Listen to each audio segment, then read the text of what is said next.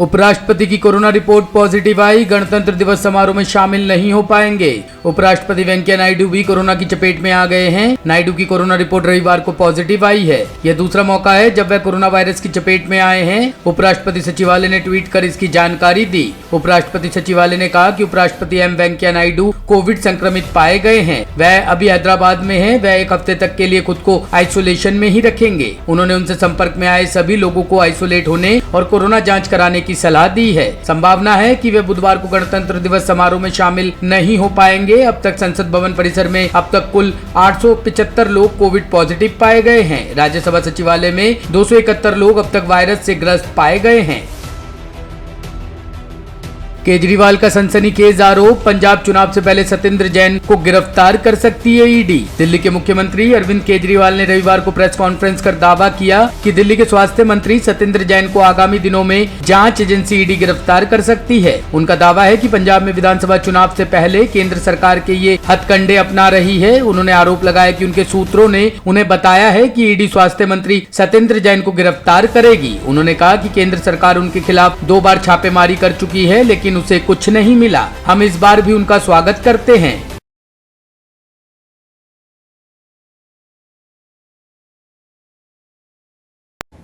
सभी केंद्र सरकार की जांच एजेंसीज भी बहुत एक्टिव हो रही हैं।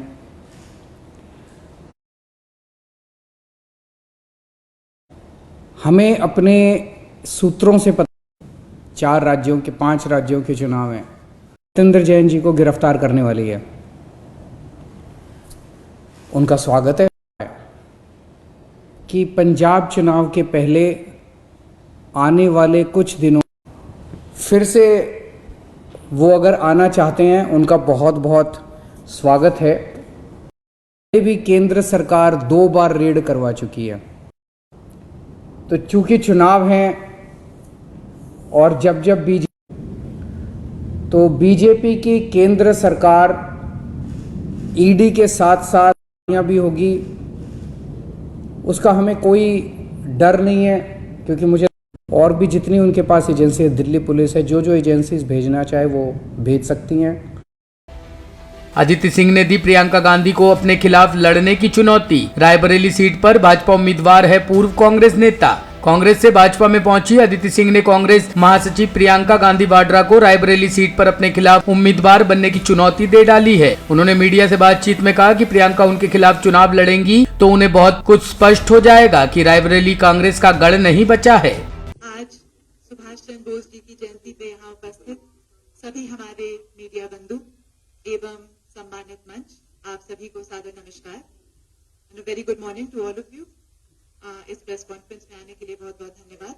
जैसे हमारे बीच में जो मंच है, सभी बहुत ही तेज तरार महिलाएं हमारे साथ बैठी हुई हैं and I want to take this opportunity to specially welcome Shrimati Aparna Yadav ji into the BJP fold and family and Priyanka Maurya ji, आप सबका तहे दिल से स्वागत है। जैसे आप सब जानते हैं, कुछ टाइम पहले मैंने खुद भारतीय जनता पार्टी की सदस्यता ग्रहण करी है और अब मैं रायबरेली सदर से चुनाव लड़ने जा रही हूँ। और अगर बात महिलाओं की करें तो अमूमन मैं क्षेत्र में भी यही कहती हूँ, आज भी यही कहूंगी कि बीजेपी की जो भी योजनाएं रही हैं, जो पॉलिसीज रही हैं, चाहे वो उज्ज्वला योजना हो, चाहे वो इज्जत घर जो बने हैं, चाहे वो जो कॉलोनीज आ रही हैं महिलाओं के नाम पे आ रही हैं, चाहे वो डबल राशन की योजना हो जो अब आज की तारीख में हमारे सभी ग्रामीणों को 80% लोगों को निःशुल्क राशन मिल रहा है महीने में 2 बार, चाहे वो जो भी योजना हो।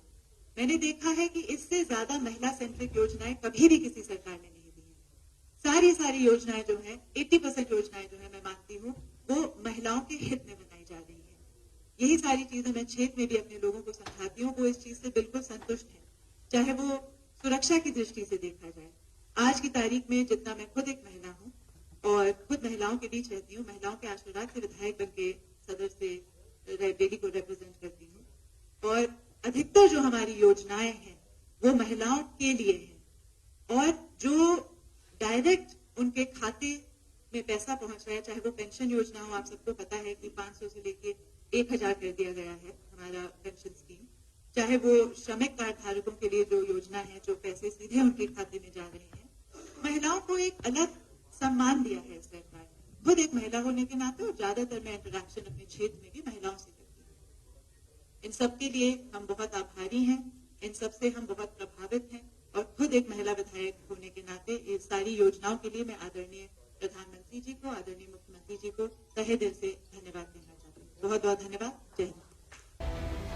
हेट स्पीच को लेकर सिद्धू के सलाहकार पर एफआईआर दर्ज। पंजाब विधानसभा चुनाव में 1 महीने से भी कम का वक्त बचा है, लेकिन उससे पहले सत्ताधारी पार्टी कांग्रेस के राज्य इकाई के अध्यक्ष नवजोत सिंह सिद्धू चर्चा का विषय बने हुए हैं। हालांकि इस बार सिद्धू चर्चा में है अपने सलाहकार को लेकर। उनके सलाहकार ने अपने एक भाषण से बवाल खड़ा कर दिया है। एक कथित हेट स्पीच का वीडियो वायरल होने के बाद पंजाब पुलिस ने पूर्व डीजीपी और पंजाब कांग्रेस प्रमुख नवजोत सिंह सिद्धू के सलाहकार के खिलाफ प्राथमिकी दर्ज की है। पूर्व डीजीपी मोहम्मद मुस्तफा पर कुछ दिन पहले मलेरकोटला में हेट स्पीच का मामला दर्ज किया गया है। उन पर समुदायों के बीच दुश्मनी को बढ़ावा देने का मामला दर्ज किया गया है और पुलिस ने धारा 153A के तहत मामला दर्ज किया है। मामला inspector Karamvir Singh SHO city Malerkotla की शिकायत पर दर्ज किया गया है। एनजीओ का दावा, जनवरी में दिल्ली में ठंड से 106 लोगों की मौत। अधिकारियों ने किया इनकार। गैर सरकारी संगठन सेंटर फॉर होलिस्टिक डेवलपमेंट ने दावा किया है कि इस महीने दिल्ली में ठंड के कारण कम से कम 106 लोगों की मौत हुई है, जिनमें ज्यादातर बेघर लोग हैं। एनजीओ ने मुख्यमंत्री अरविंद केजरीवाल को पत्र लिखकर सर्दियों में ऐसे लोगों के लिए उचित व्यवस्था करने का अनुरोध किया है। हालांकि दिल्ली शहरी आश्रय सुधार बोर्ड के अधिकारियों ने इस बात से इनकार किया कि ये मौतें ठंड के कारण हुई है, लेकिन दिल्ली पुलिस के अधिकारियों ने स्वीकार किया है कि सर्दियों के दौरान चिकित्सा संबंधी दिक्कतों के चलते बेघर लोगों की मौत की संख्या बढ़ जाती है। ब्यूरो रिपोर्ट, टीम तफ्तीश न्यूज।